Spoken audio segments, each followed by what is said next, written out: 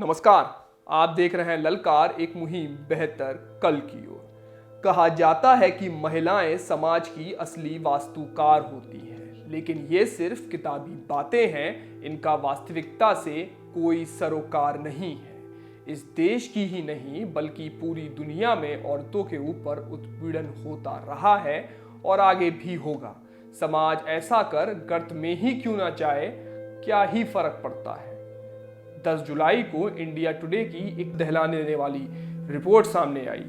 Report Uttar Pradesh के बुंदेलखंड इलाके में बसे चित्रकूट जिले से आई थी। यहाँ नाबालिग बच्चियां गरीबी से त्रस्त अपना और अपने परिवार वालों का पेट पालने के लिए अवैध खदानों में काम करती हैं, लेकिन कॉन्ट्रैक्टर और बिचौलिए इनकी मजदूरी का भुगतान आसानी से नहीं करते हैं। वे इन छोटी छोटी बच्चियों को 300-400 रुपए की मजदूरी का लालच देकर इनको खदानों में काम करवाते हैं, और जब बात मजदूरी की आती है तब उनके साथ यौन उत्पीड़न और नाना प्रकार की यातनाएं देते हैं, और इन सब पे वो अपना मुंह बंद रखें इसलिए अंततः 150 रुपए मजदूरी के टिका देते हैं। जिस उम्र में इन बच्चियों के हाथ में खिलौना और किताबें होनी चाहिए थी, तब इन बच्चियों के साथ गरीबी और भुखमरी खेल रही थी, और जिन हाथों में किताबें होनी चाहिए थी वो छेनी और हथौड़ों से जूझ रही थी। रिपोर्ट में एक बच्ची ने बताया कि जब वो इन सब का विरोध करते हैं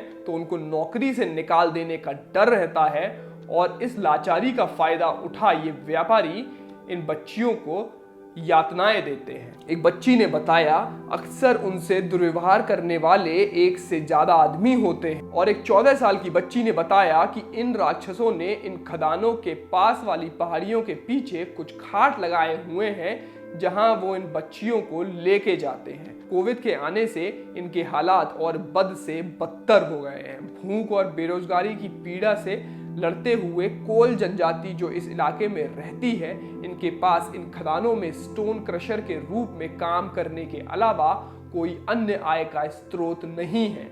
इस दर्दनाक रिपोर्ट के सामने आने के बाद भी स्थानीय प्रशासन इससे इनकार कर रहा है। पुलिस और जिला प्रशासन ने बयान जारी किया कि इस क्षेत्र में किसी भी नाबालिग का यौन शोषण नहीं किया गया है। गांव के लोगों ने बताया कि उन्हें इस बारे में बात करने से मना किया गया है और कोई भी इस बारे में सच नहीं बोलेगा।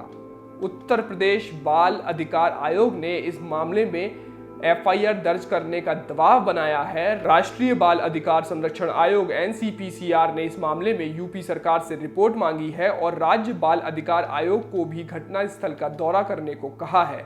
ये जानकारी आपके लिए लेके आई थी अनुभूति। अगर आप लोगों के पास भी सुधार के लिए कोई सुझाव हो तो ज़रूर कमेंट बॉक्स में बताएं। हमें आपके जवाब का इंतज़ार रहेगा। शुक्रिया। आप देख रहे थे ललकार।